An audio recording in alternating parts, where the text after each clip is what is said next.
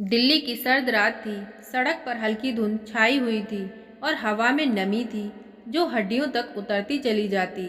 GB road की गलियों में जैसे हमेशा की तरह वही शोर था, वही लाइटों की झिलमिलाहट, वही गाड़ियों की रुकती और चलती आवाज़ें, वही लड़कियों के ठहाके जो हकीकत में ठहाके नहीं बल्कि ज़िंदगी की मजबूरी के नकाब थे। उन्हीं लाइटों के बीच कमरा नंबर 32 की खिड़की से झांकती थी एक लड़की, सिमी। उम्र होगी लगभग 28 साल, पर चेहरे पर बीते सालों की थकान और जख्म की लकीरें थीं जो किसी भी साज सिंगार से नहीं छिपती थी। उसके बाल बिखरे हुए थे, आंखों के सामने नीचे काले घेरे और होठों पर मुस्कुराने की जिद थी जो हर रात थक कर हार जाती थी। सिमी का असली नाम सिमिता था, बिहार के मधुबनी जिले के एक छोटे से गांव की लड़की। बचपन में उसकी हंसी इतनी सच्ची थी कि गांव वाले उसे रोशनी कहते थे, पर आज वही रोशनी जीबी रोड की अंधेरी खिड़की के पीछे कैद थी। सिमिता का बचपन बहुत साधारण था। बाप किसान, माँ बीमार, दो छोटे भाई जिनके स्कूल की फीस के लिए वह खेतों में काम करने लगी थी। उसे हमेशा लगता था कि अगर वह पढ़ लेती तो अपने परिवार की हालत बदल सकती थी, पर गरीबी ने उसके सपनों को उसी मिट्टी में मिला दिया जहां वह धान लगाती थी। गांव में एक ठेकेदार आया जो उस लड़कियों को दिल्ली में काम दिलाने की बात करता था। बोला था कि दिल्ली में बड़े घरों में नौकरानी का काम मिलेगा, महीने के 10,000 मिलेंगे, खाना पीना रहना सब फ्री। माँ की दवाई और भाइयों की फीस के लिए उसने बिना सोचे उस आदमी पर भरोसा कर लिया। बस यहीं से सिमिता की जिंदगी की सबसे बड़ी गलती शुरू हुई। दिल्ली आने के बाद उसे एक कमरे में बंद कर दिया गया। पहले 2 दिन तक उसे कहा गया कि काम का इंतज़ार चल रहा है। तीसरे दिन रात को एक आदमी आया और सब कुछ बदल गया। सिमिता ने चीखने की कोशिश की, पर किसी ने सुना ही नहीं। जो औरतें बाहर खड़ी थीं वे भी उसे दया भरी नज़रों से देखती रहीं, जैसे खुद उसी दर्द से गुजरी हों। उस रात उसने जितनी भगवान को पुकारा उतनी बार उसके ईमान को रौंदा गया। सुबह जब वह टूटी हुई फर्श पर पड़ी थी तब किसी ने पानी का गिलास उसकी ओर बढ़ाते हुए कहा, रोना बंद कर लड़की, अब यही तेरी दुनिया है। उस दिन रोशनी बुझ गई थी और बस सिमी बची थी, वो भी जिस्म तक सिमटी हुई। धीरे धीरे उसने समझ लिया कि इस जगह से निकल पाना उतना ही मुश्किल है जितना अंधेरे से रोशनी तक पहुंच पाना। कई बार उसने भागने की कोशिश की, पर हर बार उसे पकड़कर वापस लाया गया, मारा गया, बेइज्जत किया गया। फिर उसने लड़ना छोड़ दिया क्योंकि अब उसका शरीर किसी और का हो चुका था और आत्मा जाने कहाँ छूट गई थी। उसने अपने अंदर की मासूमियत को मार दिया और एक नई पहचान बना ली, सिमी। अब वह वही करती थी जो बाकी सब करती थी। रात भर सजती थी, हंसती थी और सुबह जब ग्राहक चला जाता तो वही आंसू बहाती थी जो किसी को दिखाई नहीं देते थे। साल गुजरते गए, चेहरे की चमक खोती गई, पर दिल के अंदर कहीं ना कहीं अब भी वही सुमिता जिंदा थी जो अपने भाइयों की पढ़ाई का सपना देखती थी। उसने कई बार सुना था कि जीबी रोड से निकली लड़कियां ज़्यादा जीती नहीं, या तो बीमारी खा जाती है या दुनिया की बेरहमी। लेकिन सिमी अलग थी। वो अब भी किसी चमत्कार की उम्मीद रखती थी। एक दिन उसी कोठे में एक लड़की लाई गई, उम्र बस 16 साल, वही मासूम चेहरा, वही डर, वही सहरन। सिमी ने जब उसे देखा तो उसे अपनी ही परछाई दिखाई दी। उस दिन पहली बार उसने ये तय किया कि वो इस लड़की की जिंदगी बचाएगी, चाहे खुद खत्म हो जाए। उस लड़की का नाम था मीना। सिमी ने उसे बताया कि कैसे यहाँ सब झूठ है, कैसे किसी पर भरोसा नहीं करना चाहिए और कैसे बाहर निकलने का रास्ता मुश्किल तो है लेकिन नामुमकिन नहीं। उसने धीरे धीरे मीना को पढ़ाना लिखना शुरू किया। उसे ये भी बताया कि किसी दिन जब मौका मिले तो भाग जाना, चाहे मौत का डर ही क्यों ना हो। उन दोनों के बीच ऐसा रिश्ता बन गया था जो बहन और माँ के बीच कहीं था। पर इस बीच सिम्मी का शरीर बीमार पड़ने लगा था। उसे खांसी रहती, सांस फूलती। डॉक्टर ने बताया कि टीबी हो गई है और अगर इलाज नहीं हुआ तो ज़्यादा दिन नहीं बचे।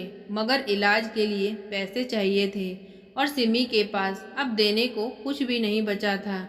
एक रात जब मीना कोठे से भागने की कोशिश कर रही थी तो पुलिस ने पकड़ लिया, लेकिन सिमी ने सब अपने ऊपर ले लिया। कहा, वो मासूम है, मैंने कहा था भागने को। मालिक ने गुस्से में सिमी को इतना मारा कि वो बेहोश हो गई।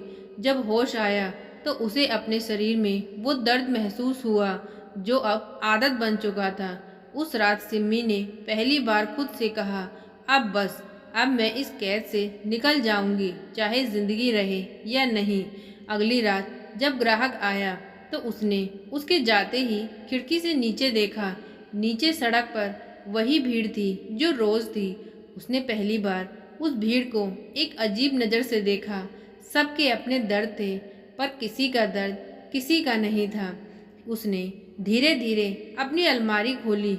उसमें एक पुरानी डायरी थी जिसमें वो अपने मन की बातें लिखती थी, जैसे अगर मैं गांव लौट पाऊँ तो माँ को बताऊँ कि मैं दोषी नहीं थी। अगर मेरे भाई पड़ गए होंगे तो शायद उन्हें मुझ पर शर्म नहीं होगी। उस डायरी के आखिरी पन्ने पर उसने लिखा, अगर कोई मेरी कहानी पढ़े तो उसे बता देना कि जीबी रोड की लड़कियां पापी नहीं, मजबूर हैं। हमने गुनाह नहीं किया, बस जिंदगी ने हमें सजा दी है। उसने अपने गले में बांधी लाल दुपट्टे की गांठ को थोड़ा कसकर पकड़ा और खिड़की से बाहर देखा। सामने बिजली के खंभे पर लगी लाइट टिमटिमा रही थी, वही लाइट जो हर रात जलती थी और सुबह बुझ जाती थी। सिम्मी को लगा जैसे वो भी उस लाइट की तरह है, जलते जलते बुझ जाने वाली। उसने कमरे का दरवाज़ा बंद किया और धीरे से खिड़की पर चढ़ गई। नीचे सड़क पर किसी रिक्शे वाले की आवाज़ आई, चलना है जीबी रोड। सिम्मी के होठों पर हल्की मुस्कान आई और अगले ही पल वह हवा में झूल गई। सुबह जब कोठे की औरतों ने उसका शरीर देखा तो कोई नहीं रोया, क्योंकि वहाँ हर कोई अंदर से रोज़ मरता था। लेकिन उसी वक्त मीना वापस आई। उसके हाथ में एक नीले रंग का दुपट्टा था, वही जो सिम्मी ने कभी उसे दिया था। उसने सिम्मी के पांव छुए और फूट फूट कर रो पड़ी। बोली, तू मरी नहीं है दीदी, तूने मुझे जीने की राह दिखाई है। उसी दिन मीना ने तय किया कि वह किसी दिन यहाँ से निकलेगी और सिम्मी की कहानी पूरी दुनिया को बताएगी। कुछ महीनों बाद दिल्ली के एक एनजीओ को एक चिट्ठी मिली जिसमें लिखा था, मैं जीबी रोड की मीना हूँ। मैं उस जगह की सच्चाई बताना चाहती हूँ जहाँ औरतें बिकती नहीं, उन्हें बेचा जाता है। और वहाँ एक औरत थी, सिम्मी, जिसने मुझे जिंदा रहना सिखाया। उसी चिट्ठी के साथ एक डायरी भी थी, सिम्मी की डायरी। एनजीओ वालों ने जब वो डायरी पढ़ी तो उनमें कई लड़कियों की कहानियाँ झांक रही थी। हर पन्ना किसी अधूरी जिंदगी की आवाज़ थी। उन्होंने सिम्मी की एक कहानी पर एक डॉक्यूमेंट्री बनाई, नाम रखा टूटी रोशनी। वो फिल्म बहुत लोगों तक पहुंची। कई लोग पहली बार समझ पाए कि जीबी रोड की औरतें वस्तु नहीं, इंसान हैं। लेकिन सबसे ज़्यादा असर उस पर पड़ा जो मीना थी। उसने पढ़ाई पूरी की, एनजीओ में काम शुरू किया और हर उस लड़की की मदद करने लगी जो कभी उसकी तरह वहाँ पहुँची थी। हर साल 10 दिसंबर को जब वह जीबी रोड के बाहर मोमबत्ती जलाती और कहती, ये सिम्मी दीदी की रोशनी है जो बुझकर भी हर दिल में जलती रहेगी। उस दिन के बाद जब भी जीबी रोड की लाइटें झिलमिलाती हैं तो कोई ना कोई सोचता है कि शायद किसी खिड़की के पीछे अब भी कोई रोशनी इंतज़ार कर रही है, जो किसी दिन उड़ जाना चाहती है दर्द से, अंधेरे से और उस दुनिया से जो उसे समझ नहीं पाई। सिम्मी अब इस दुनिया में नहीं थी, पर उसकी कहानी हर उस औरत के दिल में धड़कती थी जो मजबूरी में मुस्कुराना जानती है। कहते हैं कुछ औरतें मरकर भी जिंदा रहती हैं क्योंकि उनका दर्द इतना गहरा होता है कि वो हवाओं में घुल जाता है। जीबी रोड की सिम्मी भी उन्हीं में से एक थी जो हर रात किसी के शरीर का हिस्सा बनती थी, पर हर सुबह अपनी आत्मा को थोड़ा और मुक्त करती थी। उसकी आखिरी मुस्कान में वही शांति थी जो किसी बंद पिंजरे से उड़ते पंछी में होती है। और इसी तरह से ख़त्म हुई जीबी रोड की सिम्मी की कहानी, टूटी रोशनी जो बुझकर भी किसी और की ज़िंदगी में उजाला छोड़ गई। तो दोस्तों, ये थी इतनी सी कहानी। आज की कहानी कैसी लगी कमेंट करके बताएं। प्लीज़ वीडियो को लाइक करें, चैनल को सब्सक्राइब करें। Thank you.